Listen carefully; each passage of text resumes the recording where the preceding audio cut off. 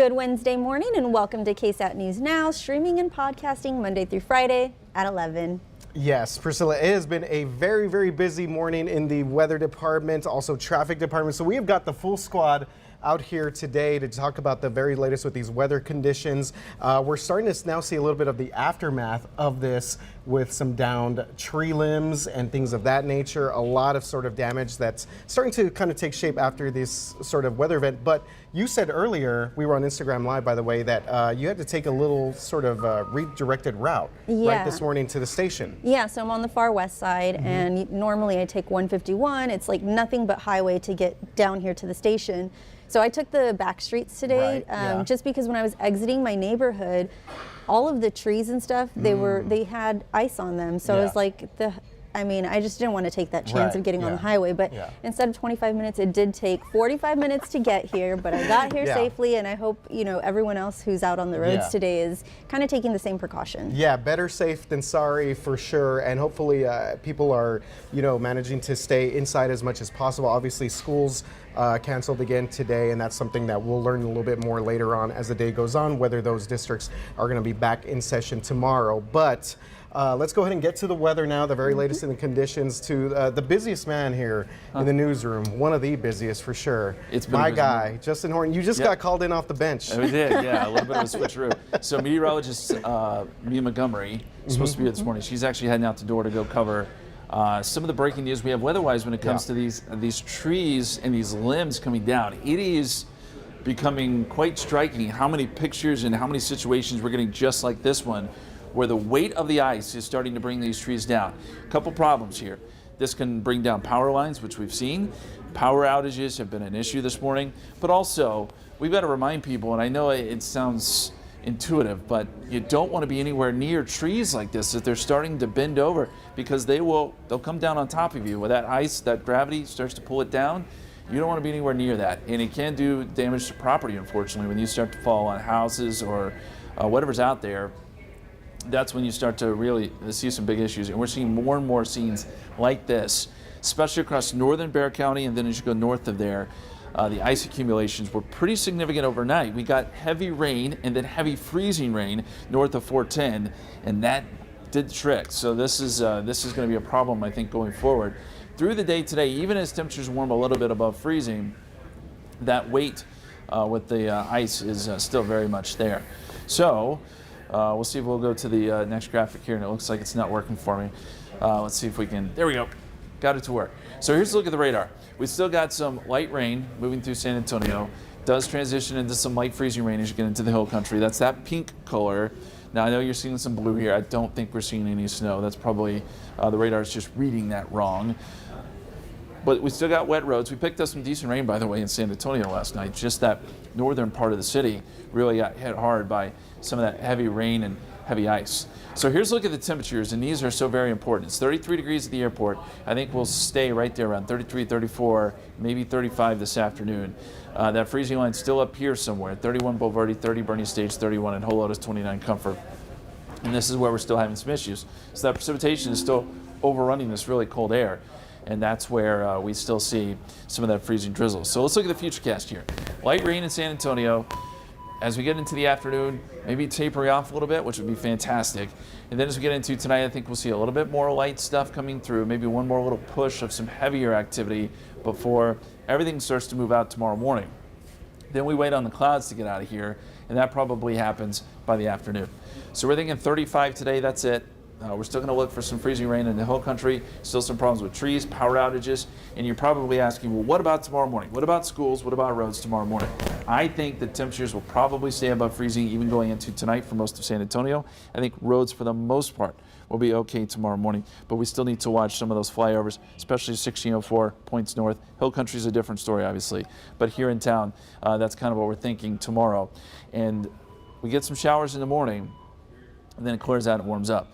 And it warms up big time Friday, Saturday, Sunday. In fact, we're near 70 on Sunday. So that's much, much better. I know you guys are going to talk about power outages here in a second. That's a big deal. We're still going to cover all these tree branches and trees coming in. We're going to show a bunch of KSAT Connect pictures coming up at noon if you want to watch then, because they just keep continuing to come in. But we got to talk now about roadways and how things are looking out there. That's Still looks like a closed road, Steve? Yeah. Hey guys, jumping in here. Thanks, Justin. To get a look here, 281 north at Loop 1604. Now this is an area that we talked about pretty much since the early hours of this morning, probably around 5:30 or so, because that's when TxDOT reported that they were already seeing some closures out there, and that was due to a lot of the ice that accumulates. Now, as Justin was mentioning, one of the areas that we have to keep a very close eye on are going to be those bridges and overpass. Now, this is just one area here in town, and you can see we've had first responders pretty much off in the distance there, and I am trying to get an update from our friends over at TransGuide on whether or not we're still seeing any more closures out there. But some of the areas that were really impacted were areas like 410, I-10, areas where we do see those elevated surfaces, and again, that is because of that possible ice that accumulates out there. So this is all obviously to make the roads safer. Keep this in mind. Even though we really haven't seen a lot of major issues here in town, we do have TxDOT crews. We even had crews as far from the Rio Grande Valley that came up here to assist with our TxDOT crews out on the roadway, making sure that they were pre-treating those roads to obviously make the roads a little bit less dicey for anyone that had to communicate. Now, this is just one shot again, 281 north at Loop 1604. The area that I want to pinpoint that out, though, is going to be 1604 eastbound going 281 south. So those flyover ramps, as Justin mentioned, are going to be those areas that we're going to have to keep a close eye on for the next few hours or so. I'll be live throughout the noon as well with the updates on the roads. But I think the really good thing here, RJ, Priscilla, is because we didn't see a whole lot of issues here in town. And I think that's really because a lot of folks maybe stayed home today. Maybe they stayed home. Maybe they were like, you know what, I'm just not going to risk it. And that's obviously great. If you can do that, we always recommend that you do it. But some people do have to travel for work, and unfortunately the conditions are tricky to navigate. But just remember, slow down, take it easy, arrive alive. There you go. That is great advice. Stephen Cavazos obviously has been here past couple of days covering the very latest with the traffic conditions across there. Great job, Stephen, keeping people updated. Yeah, thank you so much. Oh, he's just like, yeah, you know, but no, you've done an amazing job, Stephen. Yeah, absolutely. And, you know, these overpasses and flyovers in general, to me, are kind of, what's the way I could describe it? Kind of like freaky to drive over anyways. Oh, right. And then, like, when you add in all the weather elements, it just makes it that much more dangerous. So TxDOT being proactive there and making sure that things are taken care of. Yeah, and then even when the streets look clear, right, Yeah. and you hit just like one of those puddles that's kind of accumulating on the side, that even scares me. Yeah. So imagine doing that on some of those highways. That's why I avoided it. Yeah. That's why you just avoided it altogether. Yes. All right, so the big story here also, CPS Energy outages. Of course, crews very busy overnight. There were a number of outages last night into the morning. And we've been showing you some pictures earlier, but a lot of down power lines due to the ice accumulating. Yeah, so if we take a look at the outage map right now, you can actually see that some of those areas that we were just referencing on the north side, we're showing there's about some power outages up here. In total right now, there's 116 active outages, and that's affecting more than 15,000 customers. But again, a lot of those outages that we're seeing are majority on the outskirts of Bexar County. Yeah, definitely on the north side where we've seen a lot of this, you know, weather kind of build up, especially the hill country, and as we go up I-35. So as Priscilla just mentioned there, the Timberwood Park area seeing pretty high amount of outages right there. 11 outages, obviously affecting several customers in that area. So we'll continue to follow this update here as these numbers have actually gone down a little bit. So that is that's good news that they've gone down for the time being as crews make their way out there. I wanted to show you real quick CPS's let's see, wanted to scroll through some of these pictures here. This is some of the photos that we got from CPS earlier today of these downed trees. You could see that they are already causing all sorts of messes there in people's backyards. Yeah. Yeah. And that picture Justin had a while ago, that was a really large tree. And so when I always think of this, I think of like the smaller ones, but Right. of course it does impact some of the bigger ones. And CPS Energy, they did tweet this morning. They're telling people who see, if you happen to see a down power line, you never want to go near it, and instead you want to report it to them. And the number, it's pretty simple to remember. It's 210-353-HELP. Yeah. So that's if you see any downed lines. And of course, this is the type of scene that we were talking about with these down lines. They may be sparked, you know, some potential fires when it comes to the trees and, of course, on the ground. So this is something that we're going to continue to follow. And as Justin mentioned earlier, KSAT Connect, we are getting a ton of pictures here. I mean, look at that. That is pretty scary stuff there. When you think about these trees falling on, My goodness. It's kind of scrolling through a few more of these. Keep sending these in, of course, safely there. Look at this one on the trampoline. Yeah. That one's pretty, this is all kind of scary stuff. And I mean, as pretty as it does look on some of the trees, it can be really dangerous. So definitely, you know, like we mentioned, you don't want to be near these trees in case they do happen to fall. And unfortunately, it does happen where, you know, you're inside your house and it falls and maybe it even will hit your car. So a lot of people are sharing these photos, and if you come across any, you can also upload them on KSAT Connect as well. Yeah, definitely. So again, just we ask that you do this safely, and as Justin mentioned during our noon newscast, we're going to have a lot more of these as people continue to send these photos in. So it's been a very, very busy morning so far in the weather department, so that's something that we will continue to follow as we move along the rest of the day. So again, a lot of credit to our crews out there. Sarah Spivey and photojournalist Billy Caldera have been out there and about for like the past 48 hours in Bernie. So yeah, they were in Bernie, and then they drove up towards Fredericksburg yesterday. That's where we started seeing a lot of the ice kind of accumulate on the ground. But I think they are headed back shortly. Yeah, another safety concern, space heaters. As we've seen, you know, people trying to warm up. Of course, space heaters are a very common option, and that turned into trouble for one homeowner on the west side last night. Yeah, so San Antonio firefighters actually responded to this fire. It was at a home on South San Gabriel Street. This is near St. Mary's University. So the homeowner, fortunately, they did make it out safely. They were treated for some smoke inhalation, and I believe they were unable to stay at that home. But every year, space heaters are actually linked to 70 deaths and 1,700 fires, according to the Consumer Product Safety Commission. Yeah, that's a pretty big number there. So the good thing is that the newer models are built to automatically shut off if they tip over.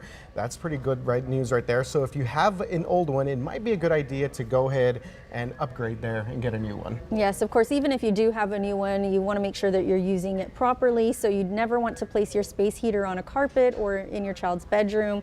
And of course, if you're planning to, you know, when you're plugging it in, you want to plug it directly into the wall. Never use a power strip or even an extension cord, because it may not be able to handle that current.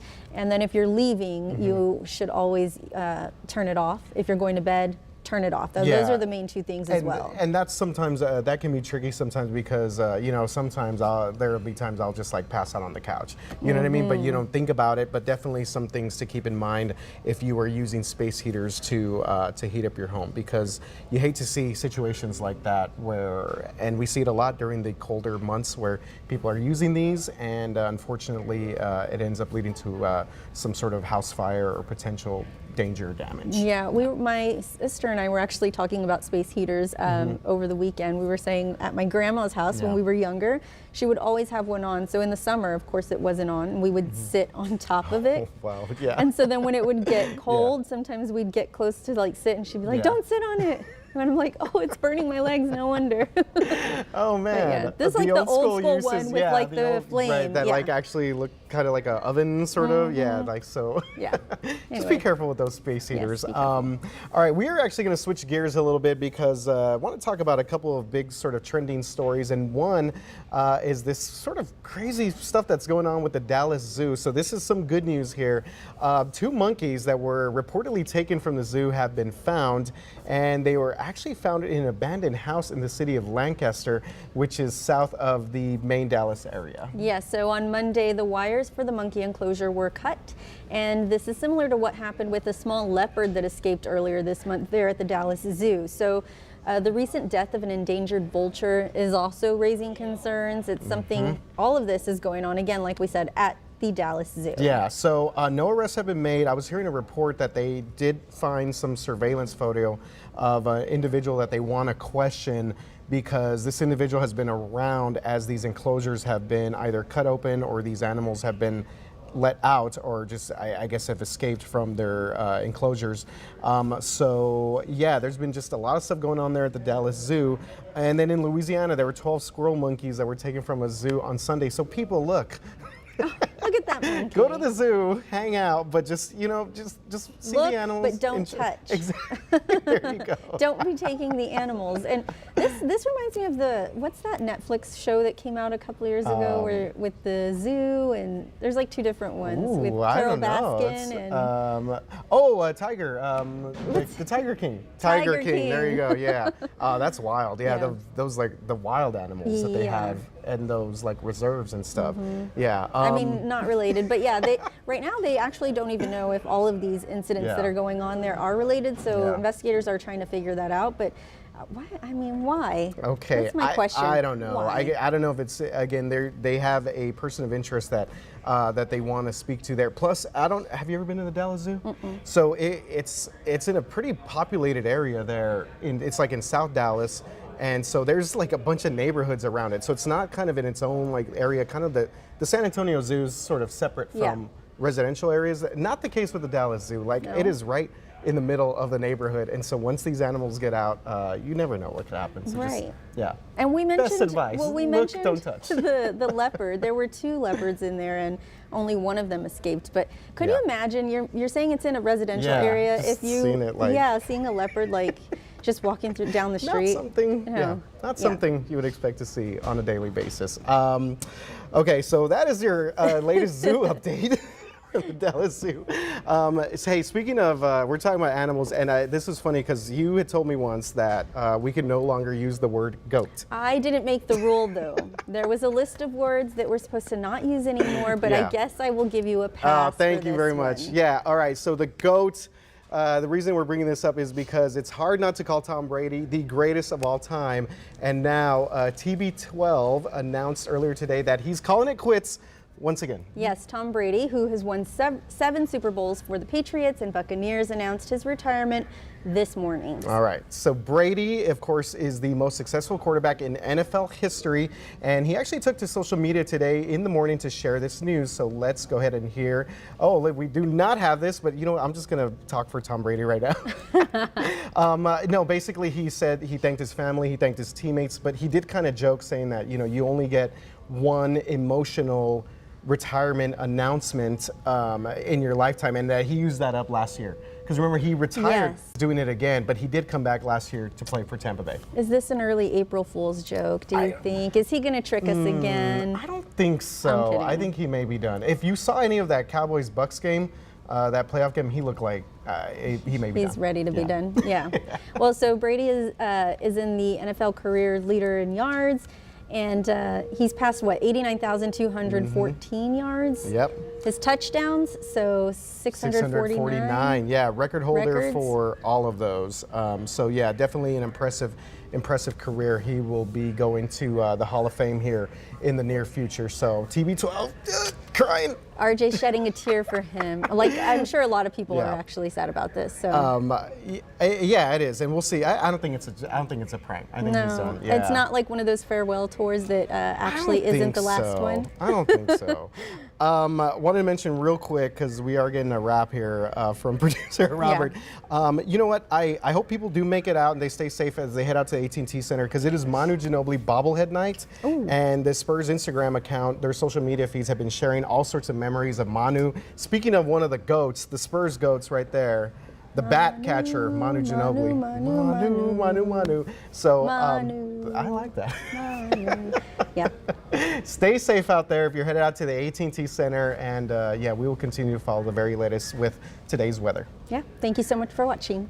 Have a good one, everybody.